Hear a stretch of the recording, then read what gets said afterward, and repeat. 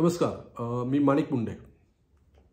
बलात्काराच्या केसमध्ये आपल्या देशामध्ये बलात्काराच्या किंवा रेपच्या केसमध्ये एखाद्या महिलेवर गुन्हा दाखल होऊ शकतो की नाही होऊ शकत। म्हणजे आत्तापर्यंतचा माझा समज असा होता, जोपर्यंत मी ही बातमी सुप्रीम कोर्टातली वाचली नव्हती तोपर्यंत, की महिलेवर सुद्धा बलात्काराचा गुन्हा दाखल होऊ शकतो। पण ती पूर्ण बातमी वाचल्यानंतर मला असं लक्षात आलं की आपल्या देशामध्ये बलात्काराच्या केसमध्ये महिलेवर गुन्हा दाखल होऊ शकत नाही। मूळचं जे प्रकरण आहे ते प्रकरण काय आहे आणि सुप्रीम कोर्टाच्या समोर हा प्रश्न आहे आणि सुप्रीम कोर्टाने स्वतः हा प्रश्न विचारलेला आहे की IPC 375 च्या नुसार एखाद्या महिलेवर खरोखरच बलात्काराच्या केसमध्ये गुन्हा दाखल होऊ शकतो की नाही होऊ शकत। त्या प्रकरणावर सुप्रीम कोर्ट स्वतःचा निर्णय देणं अपेक्षित आहे। पण हे प्रकरण काय आहे की ज्याच्यावर सुप्रीम कोर्टाला हा प्रश्न पडला आणि सुप्रीम कोर्टाने हा ओरली प्रश्न विचारलेला आहे, तर ते प्रकरण आधी मूळचं आपण पाहूया। हे प्रकरण मूळचं आहे पंजाबमधलं। पंजाबमध्ये एक मुलगी आहे, एक मुलगा अमेरिकेत राहतो। मुलगा आणि मुलगी फेसबुकच्या थ्रू एकमेकांना भेटले।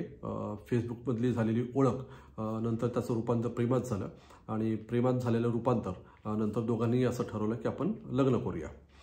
त्यानुसार दोघांनी लग्न करायचं ठरवलं। पण याच्यात एक इंटरेस्टिंग गोष्ट अशी आहे की मुलगा लग्नाला सुद्धा इथं हजर झाला नाही। म्हणजे मुलगी पंजाबमधली आहे, मुलगा अमेरिकेत आहे। ह्यांचं लग्न झालं तेही व्हिडिओ कॉलच्या थ्रू। म्हणजे दोघांचा विवाह जो पार पडला तो व्हिडिओ कॉलच्या थ्रू। म्हणजे प्रेम झालं फेसबुकवर आणि लग्न पार पडलं व्हिडिओ कॉलच्या थ्रू। आपल्याकडची जशी संस्कृती आहे, जसा रिवाज आहे, त्याच्यानुसार नवरी मुलगी नवऱ्याच्या घरी राहायला गेली। नवऱ्या मुलाच्या घरी इथं फक्त आई राहते, घरात वडील वगैरे कोणी नाही। त्याच्यामुळे सासू आणि सून असे दोघंच त्या घरात राहायला लागले। काही काळ हे कुटुंब आनंदाने एकत्र राहत असल्याचं दिसतंय। पण काही महिने निघून गेले, काही काळ निघून गेला। नवरा मुलगा लग्नाला हजर नव्हता, लग्नाच्या पूर्वी मुलीला कधी भेटला नव्हता आणि लग्न झाल्याच्या नंतर सुद्धा तो एकदाही भेटायला आला नाही। शेवटी प्रकरण पोलीस स्टेशनमध्ये गेलं। सासू सुनांचे खटके उडायला लागले आणि सुनेनं अशी तक्रार केली की सासू आणि छोटा दीर, जो दीर पोर्तुगालवरनं आलेला होता आणि यांच्यासोबत राहायला लागलेला होता, सासू आणि त्या दीरानं तिच्यावर बलात्कार केला आणि सासूनं त्याच्यासाठी मदत केली। हे असं एक छोटंसं प्रकरण आहे। जो दीर होता तो पोर्तुगाललाच राहत होता। त्याच्यातलं या प्रकरणाच्या याच्यानुसार जे आरोप आहेत ते मुलावर आहेत, छोट्या दीरावर आहेत आणि सासूवर आहेत। तिच्या तक्रारीनुसार सासूनं त्या दीरासोबत एका रूममध्ये तिला कोंडलं आणि त्या दीरानं मग तिच्यावर रेप केला। तिचे काही न्यूड्स फोटोसुद्धा त्यांनी काढले, अशी त्या तक्रारीमध्ये नोंद आहे। त्याच्या आधी हे सगळं संपूर्ण प्रकरण मग हायकोर्टात गेलं। हायकोर्टानं अटकपूर्व जामीन, जी सासू जामिनासाठी हायकोर्टात पोहोचलेल्या अटकपूर्व जामिनासाठी तिची बेल रिजेक्ट केली। तीच अटकपूर्व जामीन मागण्यासाठी सासू शेवटी सुप्रीम कोर्टापर्यंत पोहोचले आणि तिथेही हे केस आहे।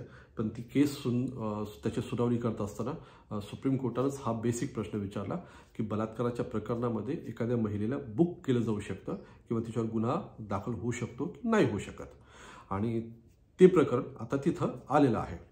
हे प्रकरण सुप्रीम कोर्टात येण्याच्या आधी ते पंचायतमध्ये सुद्धा गेलं। पंचायतमध्ये मुलीच्या बाजूनं निर्णय झाला। मुलीला 11 लाख रुपये देण्याचं मान्य केलं गेलं। त्याच्यानुसार तिला 11 लाख रुपये दिले गेले। ते लग्न मोडीत निघालं, ते लग्न संपवलं गेलं। पण त्याच्यानंतरही सासूचं असं म्हणणं आहे की ह्या सगळ्या प्रकरणामध्ये ही जी सून आहे ती आम्हाला प्रेशर करते, आणखी तिला पैसे हवेत आणि त्या पैसे हवेत याच्यासाठीच ती आमच्यावर बलात्कारासारखा गंभीर आरोप करते।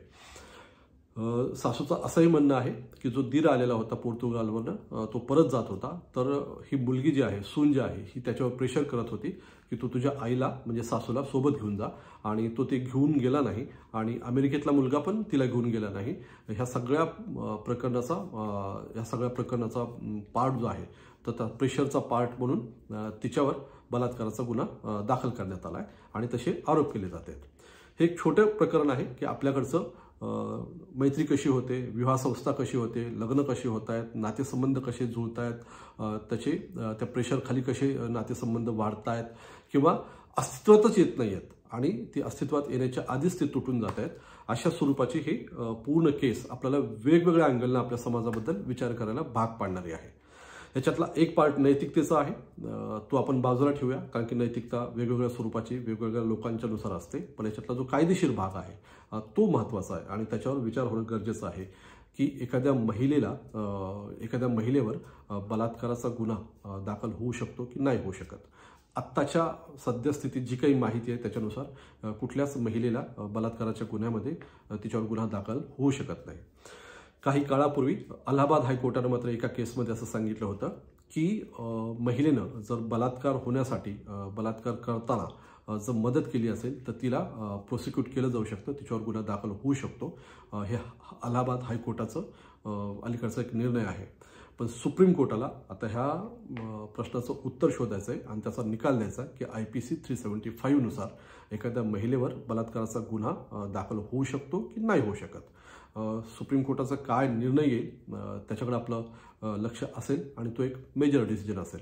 पण काल दिवसभरामध्ये सुप्रीम कोर्टामध्ये हे एक प्रकरण होतं जे चर्चेत होतं आणि त्याची मला असं वाटतं की सर्वसामान्य लोकांशी सुद्धा संबंधित आहे. त्याच्यामुळं हे प्रकरण मी तुमच्यासमोर आणण्याचा मी प्रयत्न केला.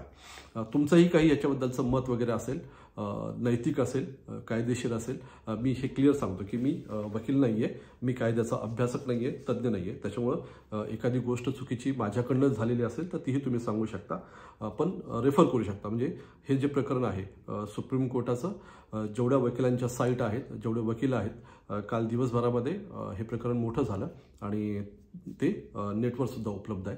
तुम्ही मुळातून माहिती नक्की वाचा, कारण ती कायदेशीर बाब आहे. धन्यवाद.